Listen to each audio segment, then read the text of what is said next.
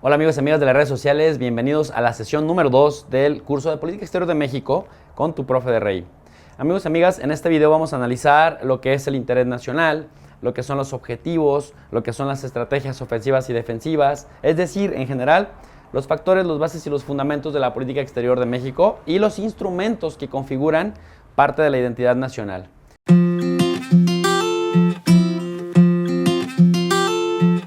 Bien, pues todo país necesita tener un interés. Generalmente el interés se plantea en términos de política de Estado que trascienda a gobiernos o diferentes grupos que lleguen pues, al poder. Sin embargo, la discusión en torno a los intereses nacionales en realidad tiene que ver con qué son, en plural, intereses nacionales más allá de un solo interés. Es decir, aunque idealmente se habla de la existencia de un interés de manera anacrónica, sin tiempo, de muy largo plazo, en realidad terminamos encontrando intereses nacionales o intereses de grupo en el gobierno. Sin embargo, el interés nacional, si volvemos nuevamente a la base, sirve de alguna manera como una línea que va a atravesar diferentes gobiernos para marcarle la pauta a esos diferentes gobiernos en función de la vecindad geográfica que tiene un país, en función de su interés estratégico o en función de su realidad comercial, económica, bueno, también política.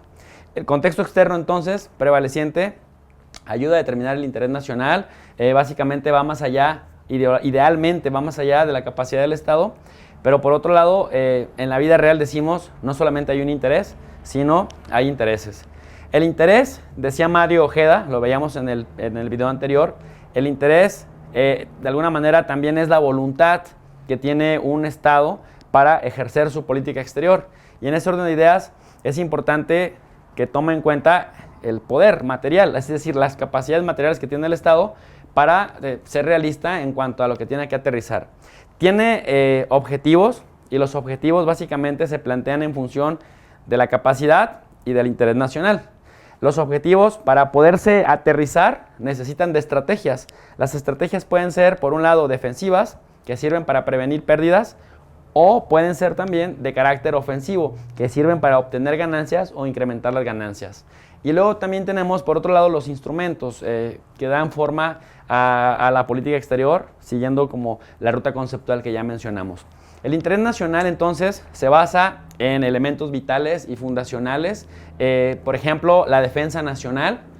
Por otro lado, también encuentran una especie de origen o de cimiento en la idiosincrasia de la sociedad, es decir, en las preferencias y en las creencias. Por otro lado, hablamos de los intereses que crean los grupos de poder.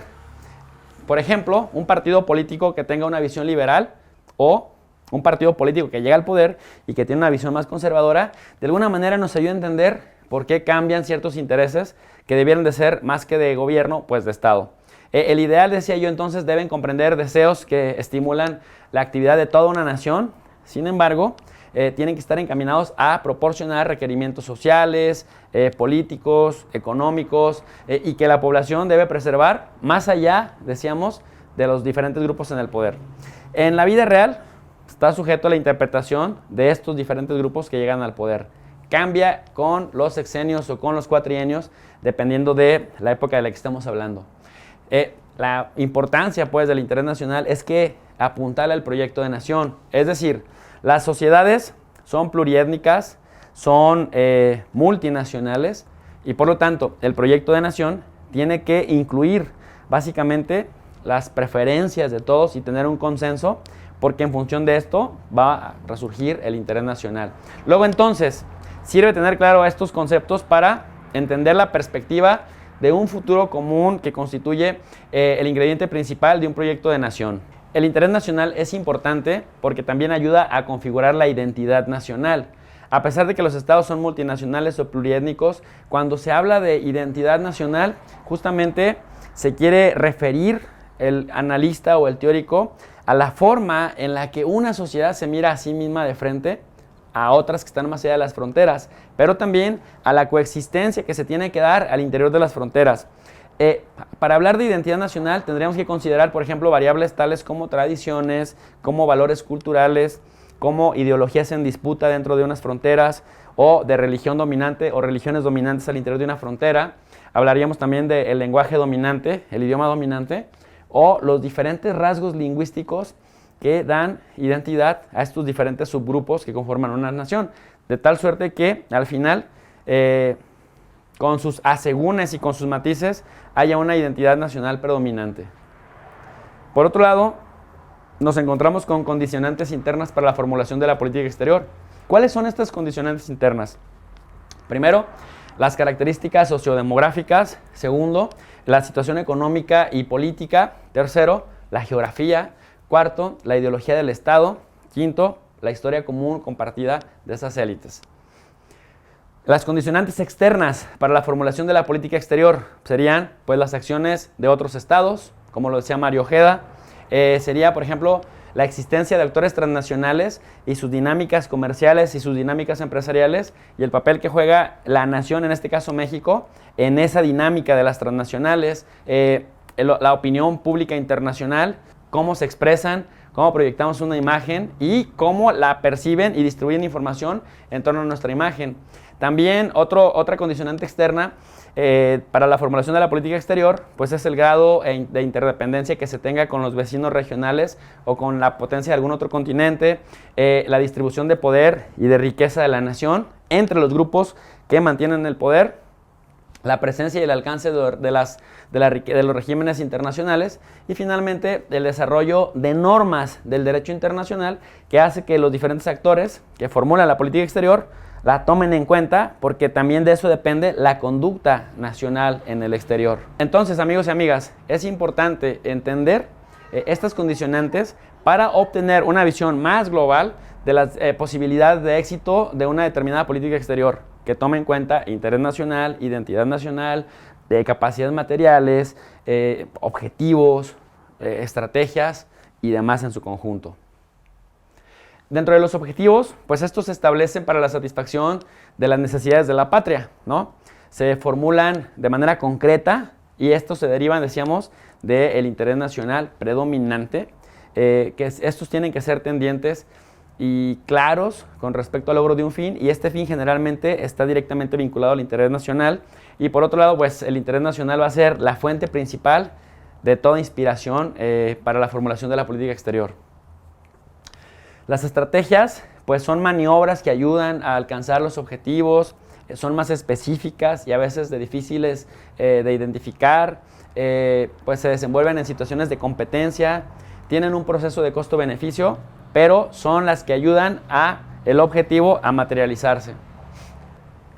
En cuanto a los instrumentos, amigos y amigas, que decíamos para la formulación de la política exterior, pues los instrumentos van a ser aquellos o va a ser todo aquello que se considera un mecanismo institucionalizado, que sea reconocido por la sociedad internacional y que ayuden también al logro de los objetivos de política exterior, porque básicamente son implementados para el auxilio de las estrategias. Finalmente determinan la relación con otros estados. Si ustedes se preguntaran qué tipo de instrumentos existen, les voy a compartir algunos. Por ejemplo, la guerra.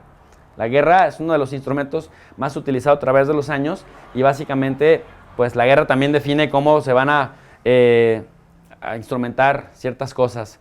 En segundo lugar, tenemos, por ejemplo, la negociación, ¿no? La negociación se considera el método pacifista por excelencia. Luego tenemos a la diplomacia coercitiva. Cuando hablamos de diplomacia con el adjetivo coercitivo, hablamos de coerción, ¿no? En donde se emplean el uso de las amenazas, promesas de recompensa o de castigo. Por otro lado, tenemos las alianzas entre estados, que son básicamente pues tendientes a la integración regional, esto sí muy determinado por una ubicación geográfica. Tenemos los tratados internacionales que básicamente cuando se decide utilizarlos es porque en realidad se está buscando aumentar las ganancias y reducir las pérdidas.